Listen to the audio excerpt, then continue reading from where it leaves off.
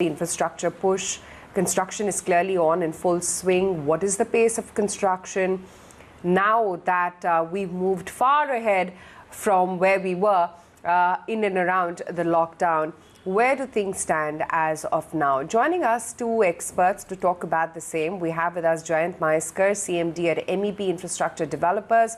Also have with us Parvesh Minocha, the Group MD and Executive Vice Chairman, Feedback Highways OMT Private Limited, on the show with us. Gentlemen, morning. Good to have you both, Parvesh as well as Jayant. Jayant, if you could start off the discussion with you, help us understand whether construction is really back on in full swing, and are you back to the pre-COVID levels or not? As far as construction is concerned, I think there has been significant uptake in the pace and the run rate at what it was done during the lockdown and period immediately after lockdown. However, I believe there are certain bottlenecks, predominantly at certain projects, which still have a drag on the construction pace as far as actual on-site conditions are concerned. But I can definitely say we are much better off than what we were maybe 6 months back. And in next quarter or so, I think we should be, I would say, better off than what we are today.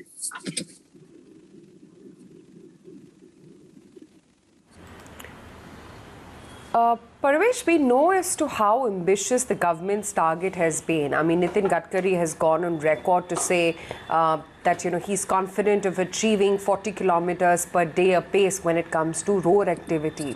But would you say all the hurdles around the execution of this desired, object has now been sort of smoothened out, because there were a lot of labor shortage, for instance, was a particular niggling factor. Are things back on the smooth track when it comes to execution of these projects? Hi, good morning. I think we are almost at 40 kilometers already. We crossed 35 kilometers a day of construction. Most bottlenecks have been removed. Some will remain, but that is normal. That is not something new. And government's ambitious program, I think, is well underway, well funded, well provided. Resources are all there. I think highway construction is going on like never before almost.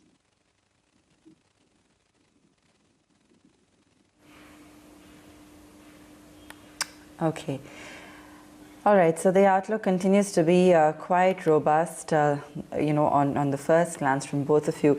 Jayant, if we take that conversation further as well, in terms of, what we've seen from the government, in terms of the push this time around, how has that been? And, how has that also helped to impact the kind of construction activity and the pickup that we've seen? I think the current budget, what the Honorable Finance Minister, under the leadership of the Prime Minister, has given is, I would say, magnanimous.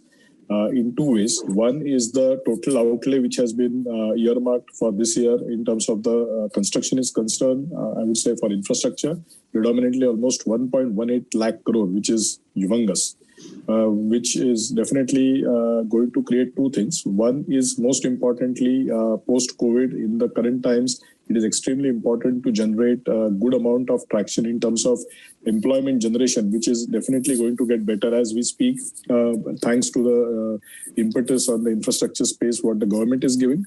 Second is definitely the kind of capital outlay where the government itself is participating in terms of, I would say, expending capital, which is very important in the current era, where government is taking the step forward and doing the expenditure on a large I would say, number of kilometers and also a large number of amount, if I may say so specifically. As far as construction is concerned, construction is, I would say, outcome of this entire exercise which the government is carrying out, along with the monetization of operating brownfield assets, which are, of course, is something which will generate the capital and equity for the government, which can be redeployed in the new projects, which are predominantly either under the EPC route or under the hybrid annuity route. So definitely it's a welcome move, and it should help the entire sector per se at large.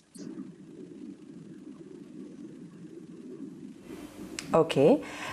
Parvesh, Nitin Gadkari is confident of achieving about 40 kilometers a day of construction, and that too very soon. Do you think this is possible, this kind of pace in the near term? I think I already said, I think we are almost there. I think 40 kilometers will be achieved with some little bit push. We may even exceed because we are aware of the kind of mega projects which have been prepared or which are under preparation. And because of that, with the lag of about 6 months, the construction activity will pick up.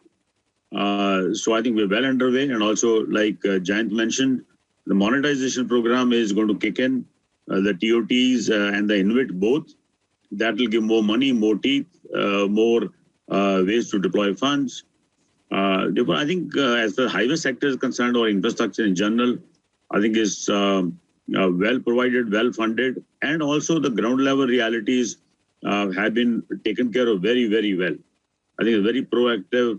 NHAI, MORTH, Ministry, all of them put together, and also states where they're cooperating. I think highways development particularly, I don't think ever had it so good in terms of overall highway development per se.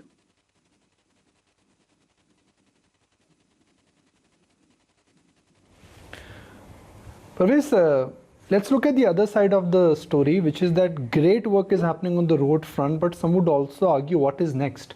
I mean, large part of road network has got created.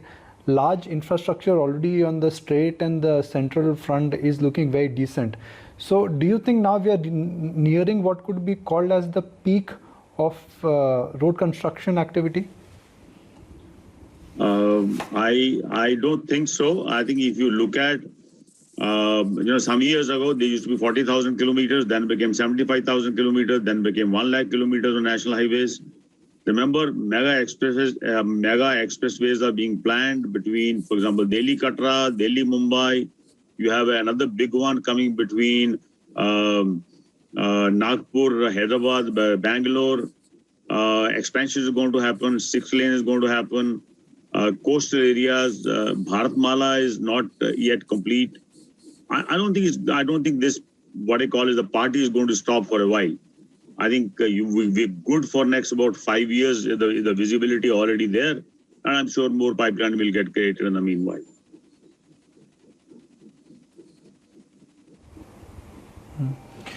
Mr. Mhaiskar, when do you see the BOT part of the market picking up? Because that's where I guess the slowdown had happened. What is your sense? Has the BOT part completely come back? I think BOT on the larger perspective is just a concept, if I may say so. The reason I believe is BOT is predominantly built, operate, transfer, which comprises of 3 models. The, I would say, tried and tested BOT tolls, which I think the government has already implemented successfully, if I may say so, at multiple projects across the country, which had taken a back burner, I think, in the last few years. Having said that, I definitely understand that that is one of the most tried, tested, and successful, robust models in BOT.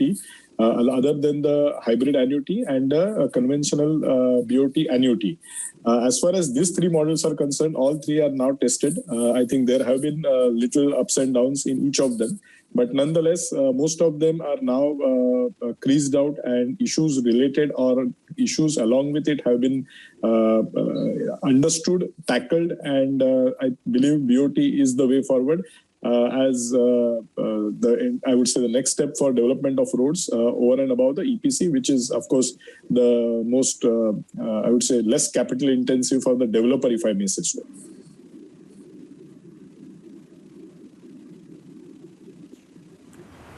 Jayant, how big an issue is the problem of cement price uptake?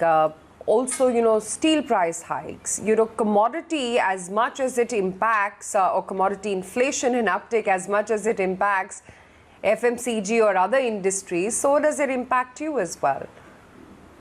I was actually listening to some discussion prior to this particular conversation, what we are having in terms of the crude price going up and down. Historically, all Indian highways have been made on bituminous road, which is predominantly the best quality of travel, if I may say so.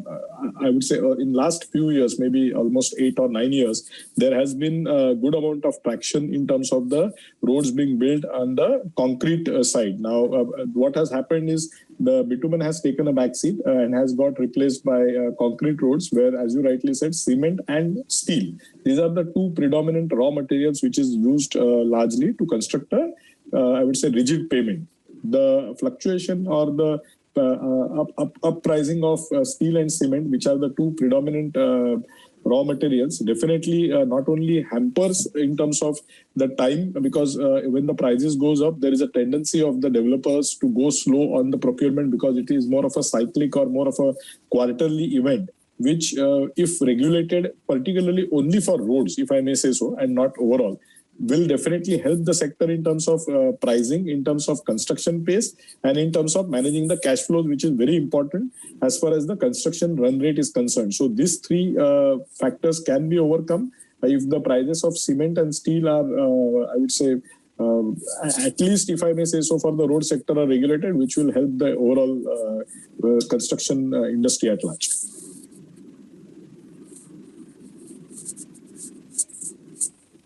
Parvesh, how do you see input price hike actually impact infrastructure activities, steel, cement, and even crude to a large degree? I think like Jan said, it is cyclical in nature. This quarter, the next quarter, the prices will be high. And also, I think we should be a little careful in getting over-alarmed with this, because we are comparing the prices with pre-COVID period Y and Y.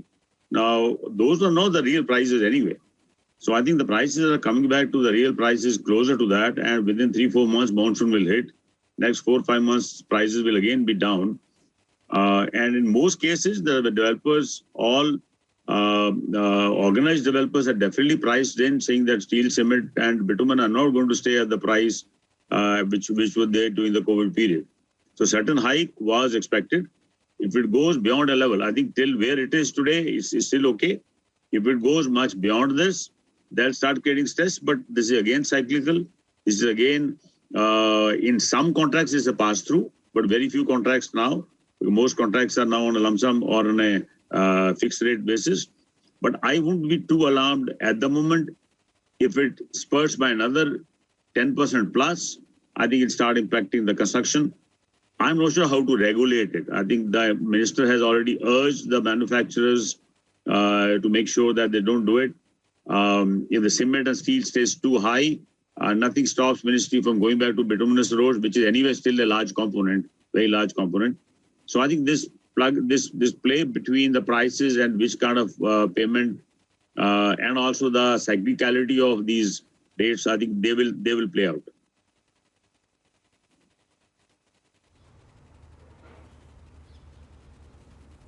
All right, we'll let you go on that note.